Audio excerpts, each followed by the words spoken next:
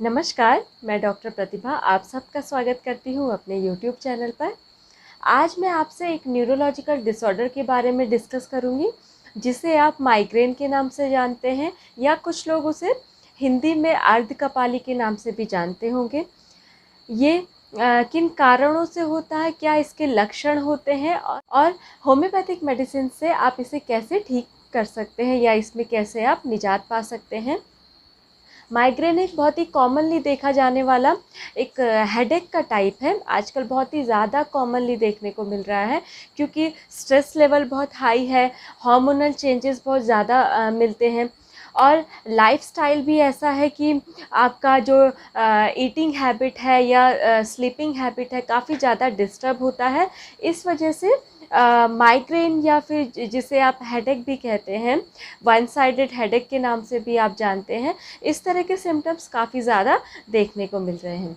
Migraine एक headache का ही type होता है जो आपको वन साइडेड फील होता है, मतलब या तो आपको राइट साइड, सर के राइट साइड में फील होगा या फिर लेफ़्ट साइड में फील होगा, या कुछ लोगों को फ्रंटल रीजन में फील होता है, मतलब आगे की ओर फील होता है या पीछे की ओर फील होता है, या कुछ लोगों को सारे सर पर भी दर्द महसूस होता है। साथ ही साथ इसमें ऐसे कुछ सिम्टम्स होते हैं जो इन्हें एसोसिएट करते हैं, इस दर्द को एसोसिएट करते हैं, मतलब साथ में कुछ और भी सिम्टम्स देखने को मिलते हैं, जैसे जी मिचलाना जिसे हम नौजिया कहते हैं, या वॉमिटिंग आना, या फिर विज़न का ब्लर्ड हो जाना, मतलब धुंधलापन दिखना। इस तरह के जो सिम्टम्स होते हैं ये माइग्रेन के सिम्टम्स में इन्हें रखा जाता है। अब मैं बात करूँगी माइग्रेन के सिम्टम्स को किस तरह से कैटेगराइज़ किया गया है। माइग्रेन के सिम्टम्स को 4 स्टेजेस में रखा गया है, 4 स्टेज होती हैं इसकी।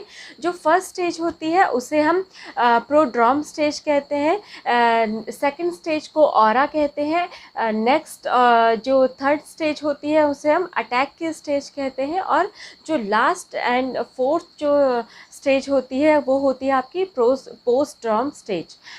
तो हम बात कर लेते हैं पहली स्टेज की, जिसे हम प्रोड्रोम स्टेज कहते हैं। प्रोड्रोम स्टेज एक ऐसी कंडीशन होती है जो माइग्रेन के सिम्टम्स डेवलप होने के 1 या 2 दिन पहले आपको महसूस होने लगते हैं। उन्हें महसूस होगा कि या तो वो कॉन्स्टिपेशन से सफ़र कर रहे होते हैं, मतलब कब्ज़ की शिकायत होती है, या उनको ब्लॉटिंग मतलब गैस ज़्यादा बनने लगती है, या कुछ लोगों में डायरिया मतलब उनका जो पेट चलने की जो समस्या है वो होने लगती है, या कुछ लोगों में भूख में अनियमितता दिखती है, मतलब या तो उनको फूड क्रेविंग ज़्यादा होने लगती है, मतलब भूख ज़्यादा उनकी बढ़ती है, या भूख कम लगने लगती है, या कुछ लोगों में यूरिन फ्रीक्वेंसी भी ज़्यादा देखने को मिलती है। इस तरह के जो लक्षण होते हैं, या फिर आपको नेक स्टिफनेस मतलब नेक पेन उनको ज़्यादा महसूस होने लगता है, क्योंकि नेक पेन की वजह से भी आपको सर दर्द हो सकता है। तो ये सारे जो सिम्टम्स होते हैं ये प्रोड्रोम स्टेज में रखे गए हैं। नेक्स्ट जो स्टेज है आपकी ऑरा की स्टेज। ऑरा एक ऐसी स्टेज है जो आपके वार्निंग सिग्नल्स की स्टेज माना जाता है, मतलब एक वार्निंग साइंस आपको मिलते हैं, एक आपको पहले से ही ऐसे कुछ ऐसे लक्षण महसूस होने लगते हैं कि आपको अब अटैक डेवलप होने ही वाला है, मतलब सरदर्द आपको डेवलप होने ही वाला है। ये जो ऑरा की स्टेज होती है ये ग्रुप ऑफ सिम्टम्स होता है, कुछ विज़न सिम्टम्स का, मतलब कुछ आपके सेंसरी सिम्टम्स का, कुछ आपके स्पीच सिम्टम्स का, कुछ आपके मोटर सिम्टम्स का। तो जो ये तीनों जो सिम्टम्स होते हैं इनका एक ग्रुप होता है, उसे हम कहते हैं ऑरा, जिसमें आप महसूस करेंगे कि जो आप बोल रहे हैं, मतलब जो स्पीच सिम्टम्स की मैं बात कर रही हूँ, पर्सन महसूस करता है कि उसके जो वर्ड्स हैं वो क्लियरली वो नहीं बोल पाता है, मतलब वो अपने शब्दों को ठीक से नहीं बोल पाता है। नेक्स्ट जो मोटर सिम्टम्स इसमें देखने को मिलेंगे कि आपके जो पैर और मतलब हाथ पैर हैं उनमें काफ़ी ज़्यादा टिंगलिंग मतलब झुंझुनाहट आपको महसूस होने लगती है, हैवीनेस महसूस होने लगता है आपको, तो ये आपके मोटर सिम्टम्स में आते हैं। साथ ही साथ कुछ सेंसरी सिम्टम्स में जैसे आपको कुछ विजुअल डिस्टर्बेंसेस देखने को मिलेंगे, मतलब आप धुंधलापन आपको देखने को मिलता है, ब्लैक स्पॉट्स आपको दिखने लगते हैं, आपका जो विज़न है वो ब्लर्ड हो जाता है, कुछ वेवी लाइंस आपको देखने को मिलेंगी, मतलब आप जो विज़न है आपका वो आपका प्रॉपरली नहीं रहता है, उसमें कुछ ना कुछ डिस्टर्बेंस आपको देखने को मिलेगा। या फिर कुछ लोगों में कानों में कुछ अलग ही साउंड उनको सुनने को मिलती है। ये जो ऑरा का फेज़ है ये आपका 5 से 20 मिनट का हो सकता है या फिर 1 घंटे का भी हो सकता है। नेक्स्ट जो स्टेज आती है इसमें अटैक की स्टेज, मतलब अब आपको माइग्रेन डेवलप हो चुका है। जो माइग्रेन का जो मेन सिम्टम होता है पेन इसमें आपको धीरे धीरे बढ़ने लगता है और एक इंटेंस लेवल पर पहुंच जाता है। एक सीवियर पेन आप महसूस करेंगे। आप ऐसा महसूस करेंगे कि कोई आपके सर पर हैमर से वार कर रहा है, मतलब हथौड़े के वार कर रहा है, और थ्रॉबिंग पेन महसूस होता है, मतलब बिल्कुल धपधपाहट वाला आपको दर्द महसूस होने लगता है। इसमें साथ ही साथ देखा गया है कि जो 80% केसेस होते हैं उसमें नोज़िया की सिम्टम भी डेवलप होने लगते हैं, मतलब जी मिचलाना या मिचली आना जिसे हम कहते हैं वो भी होने लगता है, या फिर कुछ लोगों में वॉमिटिंग हो भी जाती है। तो ये जो सिम्टम है ये अटैक की स्टेज में रखे गए हैं। नेक्स्ट और जो लास्ट स्टेज होती है आपकी पोस्टड्रॉम स्टेज। पोस्टड्रॉम स्टेज एक ऐसी अवस्था होती है जो आपके हेडेक से, मतलब अटैक माइग्रेन का जो आपको अटैक आया है उसके ख़त्म होने के 1-2 दिन बाद तक चलता रहता है। तो इस स्टेज को हम पोस्टड्रॉम स्टेज कहते हैं। इसमें जो पर्सन होता है काफ़ी थकावट महसूस करता है, उसके बॉडी एक काफ़ी ज़्यादा होता है, मतलब जो मसल पेन है, मसल वीकनेस है वो बहुत ज़्यादा उसको महसूस होती है। अब मैं बात करूंगी इसके कुछ रिस्क फैक्टर्स के। फर्स्ट जो रिस्क फैक्टर होता है इसमें इसके जेंडर को माना गया है, मतलब जो फीमेल्स होती हैं वो 3 गुना ज़्यादा प्रोन होती है माइग्रेन के लिए, क्योंकि उनमें हार्मोनल इन्फ्लुएंसेस ज़्यादा देखने को मिलते हैं। मतलब जो हार्मोनल चेंजेस हैं वो एक फ़ीमेल की लाइफ में सबसे ज़्यादा देखने को मिलते हैं। फिर चाहे उसके मेंस्ट्रुअल पीरियड्स की बात हो, मतलब उसका जो मासिक धर्म है उसकी बात हो, या फिर उसके मेनोपॉज, मतलब जब मासिक धर्म बंद होने की जो अवस्था होती है उस समय की जो कंडीशन होती है उसमें भी हार्मोनल चेंजेस होते हैं, या फिर प्रेगनेंसी के केसेस में, या फिर ओव्यूलेशन के केस में भी काफ़ी ज़्यादा हार्मोनल चेंज होते हैं। तो सबसे ज़्यादा हार्मोनल चेंज एक फ़ीमेल की लाइफ में होते हैं, इसलिए माइग्रेन भी उसे ज़्यादा अफेक्ट करता है। नेक्स्ट मैं बात करूँगी फैमिली हिस्ट्री की। अगर आपकी फैमिली हिस्ट्री में, मतलब आपकी फैमिली में आपके पेरेंट्स में से किसी एक को, या तो आपके फादर को या मदर को माइग्रेन का इशू है या रहा है, तो उसमें 50% चांसेस होते हैं कि उनके बच्चे में भी माइग्रेन ट्रांसफ़र होता है। और या दोनों पेरेंट्स में, मतलब मदर और फादर दोनों अगर माइग्रेन से सफ़र कर रहे हैं तो उसमें देखा गया कि 75% केसेस ऐसे होते हैं जो माइग्रेन उनके बच्चों में भी ट्रांसफ़र होता है। तो ये फैमिली हिस्ट्री पर भी डिपेंड करता है। नेक्स्ट मैं बात करूँगी आपकी जो डेली एक्टिविटीज़ होती है, मतलब आपका ईटिंग हैबिट कैसा है। अगर आप अपना मील्स स्किप कर रहे हैं, मतलब आप अपना ब्रेकफास्ट, लंच या फिर डिनर आप टाइम से नहीं ले पाते हैं, तो उस वजह से भी आपको माइग्रेन या हेडेक की सफरिंग हो सकती है। या फिर आपका जो स्लीप की जो हैबिट है, मतलब अगर आप बहुत ज़्यादा नींद लेते हैं या बहुत कम आप सोते हैं तो उसमें भी माइग्रेन डेवलप हो सकता है। ये कुछ ट्रिगर फैक्टर्स हैं जो माइग्रेन को ज़्यादा जनरेट भी करते हैं। अगर आपका स्लीपिंग पोजीशन भी बहुत ज़्यादा मैटर करता है।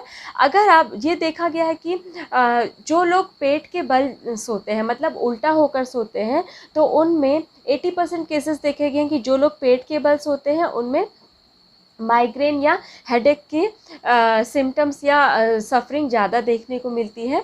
क्योंकि अगर आप पेट के बल सोते हैं तो उस समय आपको ब्रीदिंग के लिए, मतलब सांस लेने के लिए अपने नेक को टर्न करना पड़ता है। जब आप नेक टर्न करते हैं तो आपका जो नेक रीजन है, मतलब जो आपका सर्वाइकल रीजन है वो कंप्रेस होता है। साथ ही साथ आपकी जो सब ऑसिपिटल मसल्स होती हैं, मतलब आपके जो ब्रेन की जो मसल्स होती हैं वो भी कंप्रेस होती है, उनको प्रॉपरली ना तो ऑक्सीजन पहुंच पाता है, ना ही ब्लड का उनमें सर्कुलेशन प्रॉपर हो पाता है। तो ये भी एक कारण है माइग्रेन डेवलप होने का। तो अगर आप इस तरह की किसी पोजीशन में सोते हैं तो सबसे पहले अपना ये जो स्लीप पोजीशन है उसे आप चेंज कीजिए। नेक्स्ट जो इसमें रिस्क फैक्टर माना जाता है स्ट्रेस को। जो लोग बहुत ज़्यादा स्ट्रेस लेते हैं, चिंता बहुत ज़्यादा करते हैं, एंग्जाइटी उनको बहुत ज़्यादा रहती है, बहुत जल्दी घबरा जाते हैं, तो उन लोगों में भी माइग्रेन या हेडेक ज़्यादा देखने को मिलता है।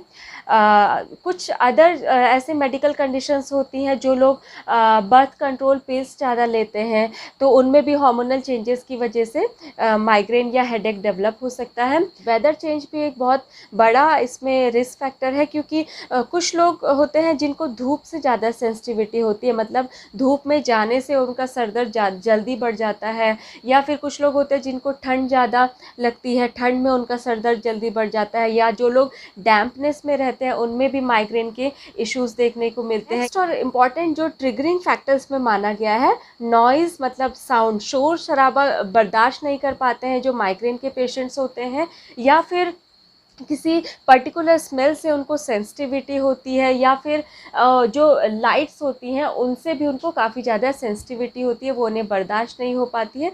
तो ये कुछ ऐसे फैक्टर्स हैं जिन्हें हम ट्रिगरिंग फैक्टर्स में रखते हैं। तो इन सारे लक्षणों से आप पहचान सकते हैं कि अगर आपको इनमें से किसी तरह का लक्षण महसूस हो रहा है सर दर्द के साथ, तो आपको माइग्रेन की समस्या हो सकती है। अब मैं बात करूँगी इसमें ट्रीटमेंट की। ट्रीटमेंट से पहले मैं आपसे ये ज़रूर शेयर करना चाहूँगी कि अगर आप इसमें होम्योपैथिक मेडिसिन की हेल्प लेना चाहते हैं, या फिर किसी भी अदर डिजीज़ में आप होम्योपैथिक मेडिसिन स्टार्ट करना चाहते हैं या ट्रीटमेंट लेना चाहते हैं, तो सबसे ज़रूरी है कि आप अपने नज़दीकी किसी अच्छे होम्योपैथिक फिजिशियन के पास जाएं और अपना उनसे केस डिस्कस करें, अपनी प्रॉब्लम्स उनके सामने शेयर करें, क्योंकि जो होम्योपैथी है वो सिम्टम्स के अकॉर्डिंग ही आपको मेडिसिन प्रिस्क्राइब करती है। तो जो आपके फिजिशियन होंगे वो आपके मेंटल सिम्टम्स लेते हैं, आपके फिजिकल सिम्टम्स लेते हैं, आपका केस इंडिविजुअलाइज करते हैं, उसमें आपकी ईटिंग हैबिट्स ली जाती है, आपकी डेली एक्टिविटीज़ की हैबिट्स ली जाती है, आपकी टोटल पर्सनैलिटी को देखा जाता है। तो वो एक पूरा केस इंडिविजुअलाइजेशन किया जाता है। उसके बाद ही जो बेस्ट मेडिसिन होती है वही आपके लिए बेस्ट ट्रीटमेंट होता है। तो आप किसी भी मेडिसिन को लेने से पहले अपने किसी नज़दीकी होम्योपैथिक फिजिशियन से ज़रूर संपर्क करें। अब मैं आपसे कुछ ऐसी होम्योपैथिक मेडिसिन शेयर करूंगी जिसे हम जनरली माइग्रेन के लिए यूज़ करते हैं। फर्स्ट जो मेडिसिन हम यूज़ करते हैं माइग्रेन की कंडीशन में, नेट्रम्यूर। नेट्रम्यूर आप स्क्रीन पर देख सकते हैं।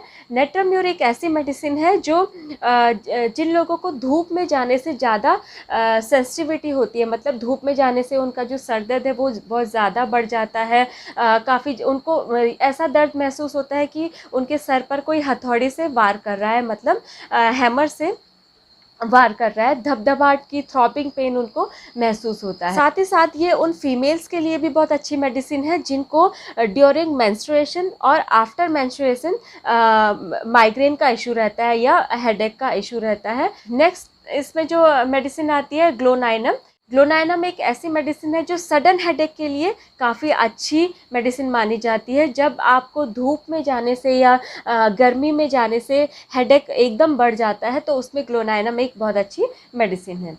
नेक्स्ट मेडिसिन है इसमें आपकी सैंग्यूनेरिया। सैंग्यूनेरिया एक ऐसी मेडिसिन है जो आपको राइट साइड के हेडेक में या राइट साइड के माइग्रेन के पेन में रिलीफ देती है।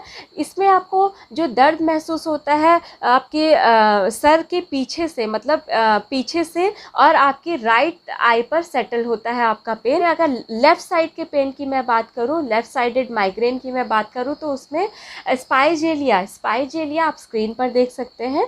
स्पाइजेलिया लेफ़्ट साइडेड माइग्रेन की या लेफ़्ट साइडेड पेन की बहुत अच्छी मेडिसिन है।